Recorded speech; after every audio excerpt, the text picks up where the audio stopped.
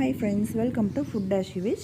இன்றைக்கி நம்ம சேனலில் ஒரு ஈஸியான கிட்ஸோட ஃபேவரட்டான ஸ்நாக்ஸ் ரெசிபி தான் பார்க்க போகிறோங்க. என்னென்னு பார்த்தீங்கன்னா பொட்டேட்டோ கட்லட். இப்போ இதை ஈஸியாக எப்படி செய்யலாம் அப்படிங்கிறது பார்க்கலாம். இப்போ 4 பெரிய சைஸ் உருளைக்கிழங்கு இந்த மாதிரி 2ஆக கட் பண்ணி வேக வச்சு எடுத்து வச்சுருக்கேன். தோலெல்லாம் இந்த மாதிரி க்ளீன் பண்ணிக்கோங்க. க்ளீன் பண்ணதுக்கப்புறமா நல்லா மசிச்சுக்கலாம்.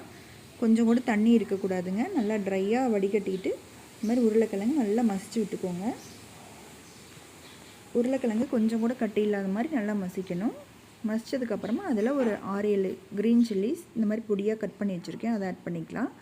சின்ன வெங்காயம் பொடியாக கட் பண்ணி ஆட் பண்ணிக்கலாம். 1 டேபிள் ஸ்பூன் மிளகாய்த்தூள், 1/2 டேபிள் ஸ்பூன் மல்லித்தூள், 1/2 teaspoon garam masala, 1/2 teaspoon chat masala, கொஞ்சமாக உப்பு தேவையான அளவுக்கு சேர்த்திக்கலாம். கொத்தமல்லி தழை இந்த மாதிரி ஃபைனாக சாப் பண்ணி சேர்த்திக்கோங்க. எல்லாத்தையும் நல்லா பிணைஞ்சிக்கலாம். கட்டி கொஞ்சம் கூட இல்லாத மாதிரி நல்லா பிணைஞ்சி விட்டுக்கோங்க.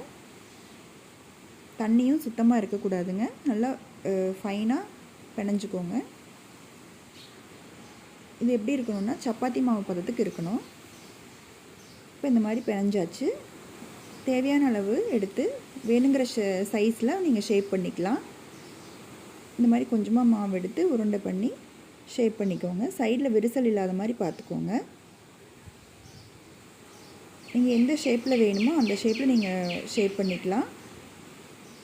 ரொம்ப ஆனால் சின்ன உருண்டையாகவும் பிடிச்சி சன்னமாக தட்டிடக்கூடாது. ஓரளவுக்கு கொஞ்சம் பெருசாக இருக்கணும் கட்லட், அப்போ தான் நல்லாயிருக்கும்.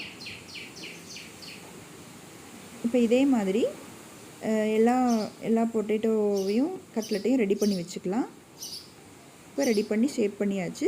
2 டேபிள் ஸ்பூன் மைதா மாவு எடுத்திருக்கேன். அதில் கொஞ்சமாக தண்ணி ஆட் பண்ணி கரைச்சி வச்சுக்கலாம். இது எதுக்குன்னு பார்த்தீங்கன்னா நம்மளுக்கு கட்லெட்டுக்கு பைண்டிங் கொடுக்கறக்காக. இப்போ நல்லா கட்டி இல்லாமல் நல்லா கரைச்சி வச்சுக்கோங்க. கரைச்சி வச்சாச்சு. நெக்ஸ்ட்டு ப்ரெட் எடுத்து இந்த மாதிரி மிக்சியில் போட்டு ப்ரெட் க்ரம்ஸ் ரெடி பண்ணி வச்சுக்கோங்க. இப்போ மைதா கலவையை ஒரு பிளேட்டில் ஊற்றிக்கலாம். அப்போ தான் பைண்ட் பண்ணுறதுக்கு ஈஸியாக இருக்கும். ஸோ இப்போ ஒரு பிளேட்டில் ஊற்றியாச்சு. நம்ம ஷேப் பண்ணி வச்சுருக்க எல்லா கட்லட்டையும் எடுத்து இந்த மாதிரி கோட் பண்ணிக்கலாம். மைதாவில் கோட் பண்ணிவிட்டு நெக்ஸ்ட்டு ப்ரெட் க்ரம்ஸில் வச்சு நல்லா பைண்ட் பண்ணி எடுத்துக்கோங்க.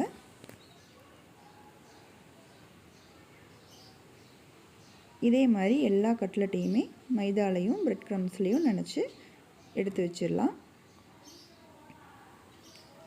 ஒரு 1/2 அன் ஹவர் அளவுக்கு நீங்கள் ஃப்ரிட்ஜில் ஸ்டோர் பண்ணி வச்சுக்கலாம். அதுக்கப்புறம் பொரிச்சு எடுத்திங்கன்னா நல்லா பிரிஞ்சு வராமல் நல்லாயிருக்கும்.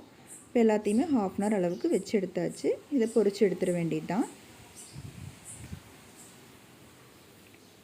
2 பக்கமுமே நல்லா கோல்டன் ப்ரௌன் ஆகிற அளவுக்கு ஃப்ரை பண்ணி எடுத்துக்கோங்க.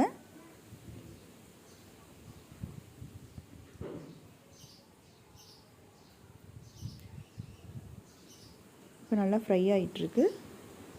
இப்போ ஒன் சைடு பார்த்தீங்கன்னா திருப்பி போடுறேன். லைட்டாக ப்ரௌன் கலரில் ஆகிருக்கு. இனி கொஞ்சம் ப்ரௌன் கலரில் ஆகணும். நல்லா கோல்டன் ப்ரௌன் கலரில் வந்தால் தான் கட்லெட் ரொம்பவே டேஸ்டியாக இருக்கும். இப்போ பார்த்தீங்கன்னா இந்த அளவுக்கு ப்ரௌன் கலரில் வந்திருக்கு, கோல்டன் ப்ரௌன் கலரில். இப்போ எடுத்துடலாம்.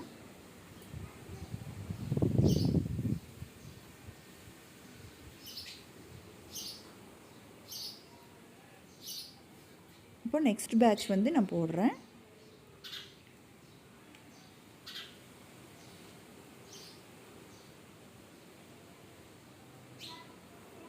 இப்போ இதையுமே நல்லா ப்ரௌன் கலரில் பொரிச்சு எடுத்துக்கோங்க.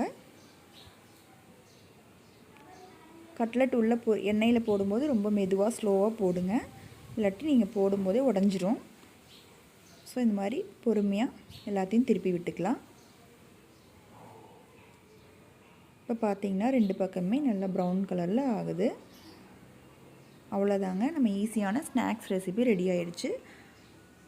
கண்டிப்பாக இது வீட்டில் ட்ரை பண்ணுங்கள். ட்ரை பண்ணி பார்த்துட்டு எப்படி இருந்ததுன்னு எனக்கு கமெண்ட்டில் ஷேர் பண்ணுங்கள். வீடியோ பிடிச்சிருந்துன்னா லைக் பண்ணுங்கள், ஷேர் பண்ணுங்கள், அண்ட் நம்ம சேனலை சப்ஸ்கிரைப் பண்ணுங்கள். Thank you friends.